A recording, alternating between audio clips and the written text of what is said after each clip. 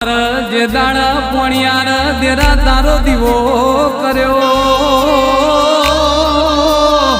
એ દાડથી દેવી તે જોડો પહેર્યો લક્ષ્મીજીના ઘેર જઈને અમારા માટે દેવી તમે તો માડી રૂપિયોનો કોથળો ભળ્યો માં ધીમે ધીમે એમના ગળપણ આવશે ઓખનું નૂર ન શરીરનો સાથ છૂટી જશે